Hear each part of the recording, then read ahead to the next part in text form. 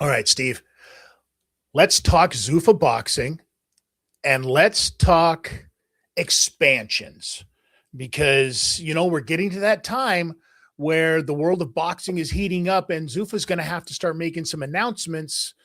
We've got fights with them coming up. They've got the Conor Ben thing coming up. And if Conor wins this, which we all kind of agree that, he should, and there's going to be big plans because they've got a new deal in for Skynet, Sky Sport. Sky Sports, not Skynet. That's Terminator. Whatever. Listen, I don't trust any of you over there. But they're going to have to start going after some guys, and there are some big name free agents out there. I'd like to get your idea of who you think, because I've got some ideas of who I think Zuffa could go after. Who do you think is top of their list right now? And why? Well, Alexander Usyk, after he finishes his retirement, because I'm still stuck in this legend situation. So Usyk for the legends, Terence Crawford for the legends. This is definitely. I think I've been saying this. I've been ballyhooing this for months. But definitely Usyk, and to do the legend stuff, and then you bring people to him. You bring the Bum of the Month Club to him, and more than that, Shannon Briggs can come out and do that. He'll fight anybody. He can come out. Yes, he will. Yes, big baby with his wig, a big perm, perhaps a big perm, and then he could. We could give fight 51 from Derek Chisora. No, Derek Chisora is an interesting one because Derek Chisora, and I think this is a great idea. He said apparently he's asked Dana White if he could be involved in Zuffa Boxing in a promotional role. Now, they need a hype man because Dana's not doing a very good job of it. Dana's all business and he's tough, and people think he's a bad guy because he's so tough.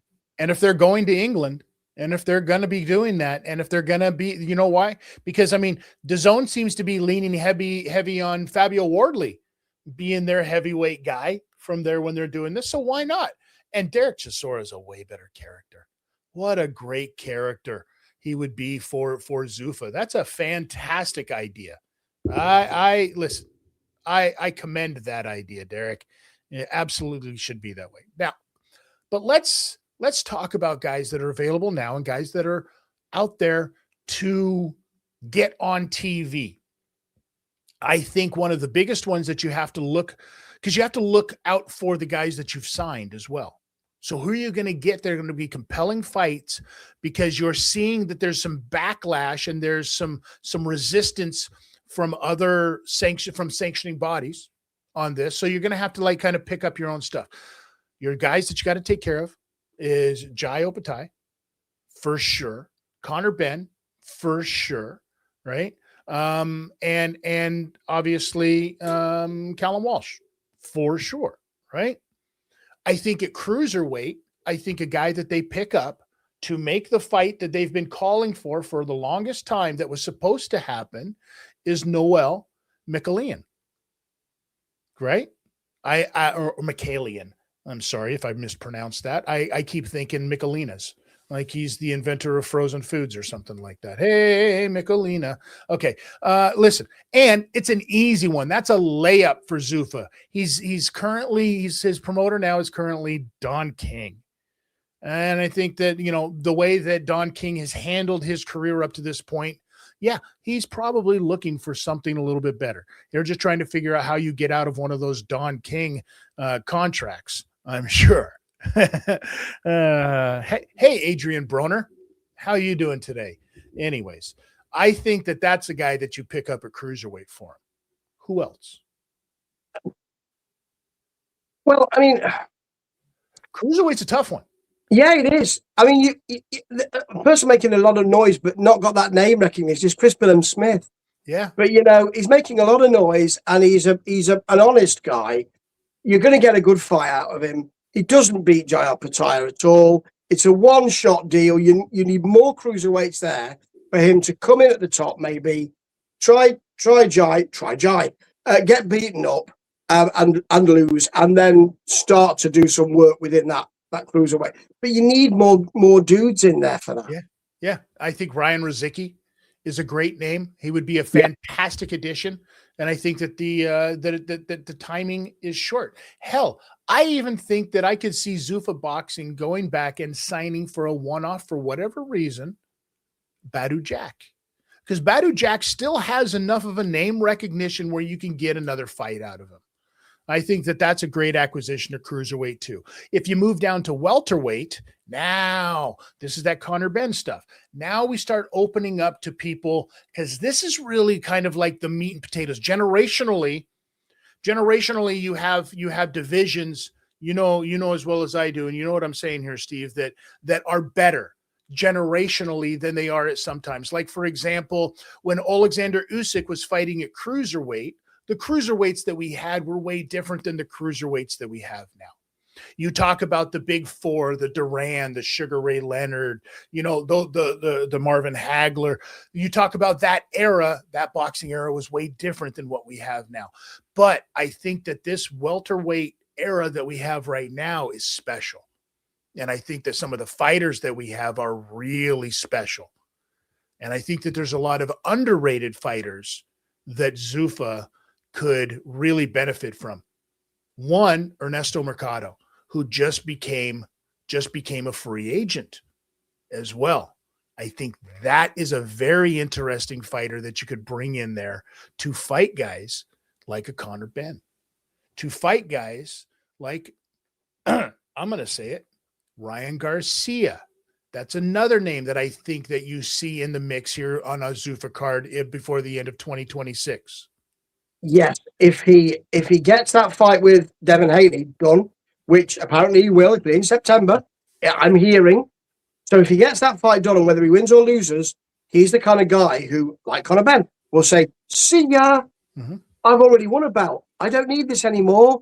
Now it's about the money and the brand. See ya." So yeah, I can see him definitely in Zuffa. I also think that somebody like Richardson Hitchens is on the table for something like this. And he's an Eddie Hearn guy who just came back. They just had their reconciliation. So that would be a very hot one for Dana White as well, to fuel that fire some more. My question with all of this, though, is that no matter who they sign, no matter who Zuffa signs, let's say that they sign somebody who happens to have a belt. Let's say they sign somebody who happens to have a WBA, WBC, IBF, IBO, one of these belts, and they've got to fight Conor Benn for this belt. And the sanctioning body then says, no, not going to happen.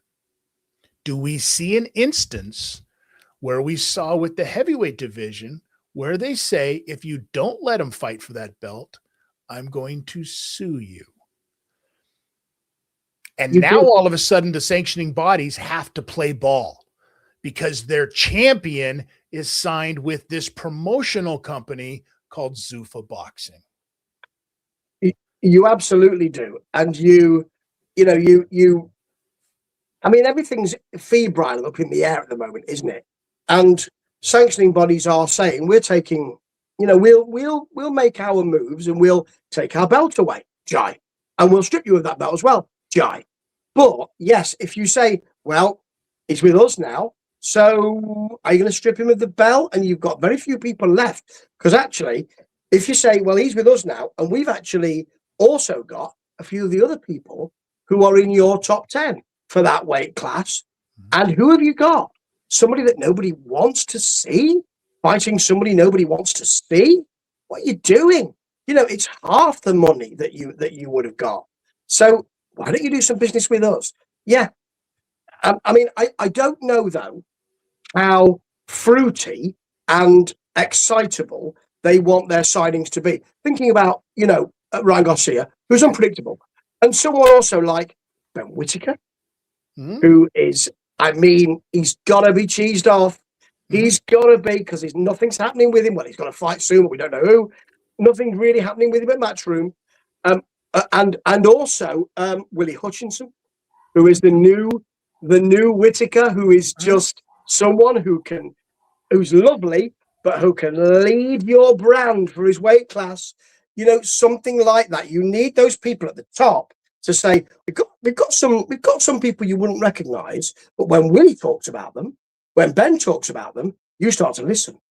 So that's what they need here. They're going to have to upset and ruffle some feathers, both of Matchroom and Queensberry, to get those. And Matchroom might say, oh no, oh mate, apples and pears, whistle and flew. Oh, I'm really upset. But Warren will say, see you in court, mate. Yeah. Well, listen, Zuffa is the fox in the hen house. Let's put it that way. They are the fox in the hen house, and feathers are going to get ruffled.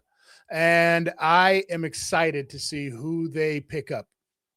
I'm very excited to see who they pick up. I mean, I'm the most exciting one for me is Shannon Briggs, obviously. So, you know, expect that coming in very, very soon. Can I ask you, would Manny Pacquiao go to a Legends division at Zuffa?